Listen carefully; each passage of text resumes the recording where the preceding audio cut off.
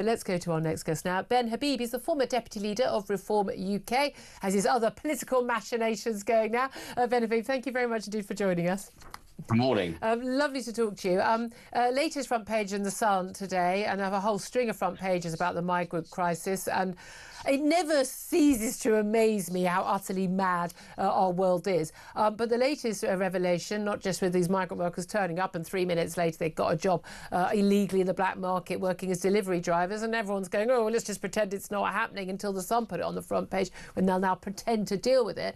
But now we've learned that actually security services reckon that the crisis and migrants arriving is being fueled by Putin's Russia and other hostile states, and it's a secret bid to destabilise the UK. They're making it easy for these migrant gangs to smuggle people across nations. They're providing them with help and support, even sometimes supplying the boats, and it's all for nefarious aims. What do you make of that? Well, I absolutely believe that to be the case, and I think we've got direct evidence of it without having to infer that it's happening. We saw Belarus fly in migrants to Belarus from Syria and other places, and then march them up to the Polish border and try and force the Poles to take them. You might recall that was a couple of years ago, I think. And Poland won't take migrants from Belarus now. They've shut the door to them. Absolutely. They've done something remarkable. They've enforced their borders. They actually built, they put a fence up and they put their army behind the fence, what you might call traditional border patrolling.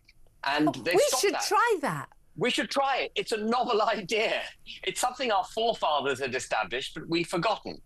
And you know, we have got foreign actors involved, no doubt. I'm sure a lot of it is now taking place of its own volition, because they've recognized that we are an incredibly weak force in the West. You know, we may be prepared to go thousands of miles and bomb people from a great height thousands of miles away, but we're not prepared to protect our own and enforce our own borders. It's a peculiar paradox in which we live. It really is. And the thing I've always found so strange is why we think that we can actually, protect any other country's borders under the NATO umbrella, well, we can't protect our own from people who aren't even armed with guns. They're just here with a mobile phone and no documentation. And as Philip Ingram, who's a former senior military intelligence officer who's in the studio with me, pointed out, 2 infantry battalions, I always get the raw terminology wrong, arriving on average every day, and fighting age men, and we're putting them up, giving them accommodation. They're getting jobs on the black market. We're seeing massive issues with violence and sexual harassment and sex assaults on our streets. Young men from very, very, very different alien cultures where they simply do not accept our values, and that women, for instance, are first-class citizens along with men and not third-class. And this is a massive issue. Now, do you think that we are seeing a sea change this? Do you think that there is a waking up? Because so many of my callers this week have been saying people have had enough. They're done. This is now on the front pages of the papers on a daily basis. There's no longer taboo about talking about this, whether it's illegal migration and Pakistani rape gangs, or whether it's illegal migration, the cost, the impact. That there is a wake-up call now. I hope there is a wake-up call. We are doing great damage to ourselves, not just economically, but culturally, and also from a security perspective. When it was kicking off between Iran and potentially the US for a moment, thankfully, Donald Trump held his nerve when Qatar was attacked. But when it looked like it might kick off and turn into a really full-blown regional war, for a moment there, one of the thoughts I had was, well, how many people are in the United Kingdom who've entered illegally from Iran or have sympathies with Iran, who will now stand up and challenge us domestically, internally, where we would be so vulnerable? And these are the kinds of problems we're storing up for ourselves. Yeah, and the whole of Europe has done that as well. Look, there's a plot. There's been arrests. There's charges brought. There's going to be a court case, and the allegation is that an Iranian-funded and fueled plot, and that some of those people who've been charged arrived here as asylum seekers on Channel boats. Absolutely. And the heart of this problem, you and I have discussed this before, the heart of this problem is the notion that every single individual across the globe is equal to a British citizen. Yeah. And that comes through the European Convention of Human Rights and the Human Rights Act, which has embedded it into our law. So we welcome everyone because we regard everyone to have equal rights. And of course, there are some fundamental human rights that should be observed, absolutely.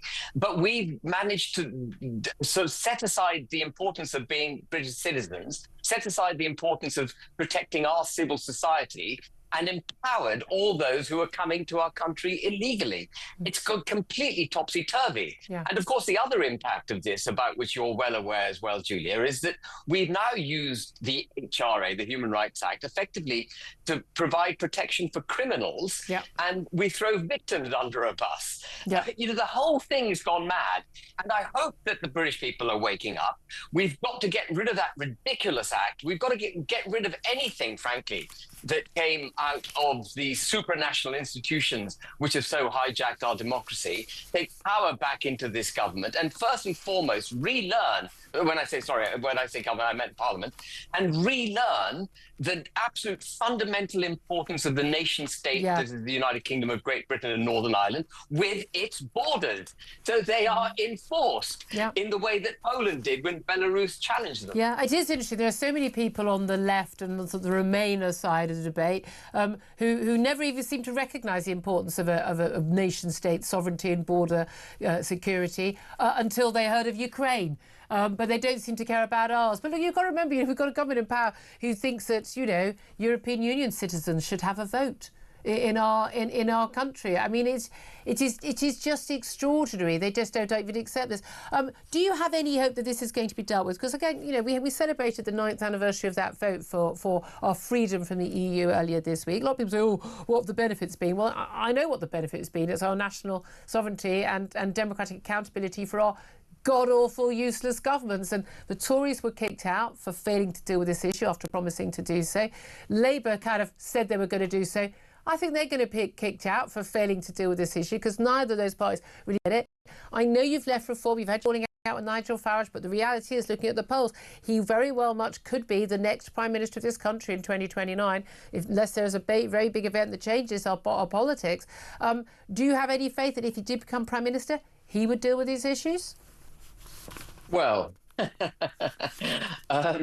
Nigel Farage is a slightly enigmatic individual when it comes to standing his ground.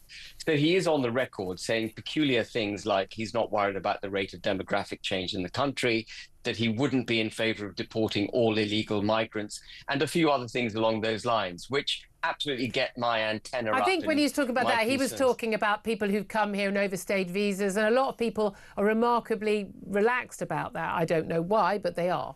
You have to deport all people in the country who are here illegally. If we want to get a grip of the fundamental mass migration, both legal and illegal, that we're facing, get a grip of the problems economically, culturally, constitutionally, we have to take very firm lines now, because gone is the opportunity for marginal adjustments that would have put the organism right. We've got to make dramatic changes, and one of them is the deportation of every single individual in this country who is here illegally. Yeah. But I'd like to start with, as Donald Trump was planning to do, start with the people who are committing crimes or the illegal arrivals over and above people who are now working. But again, they can't be working in the system because they're not here legally, so they're not paying tax, but they're taking money out.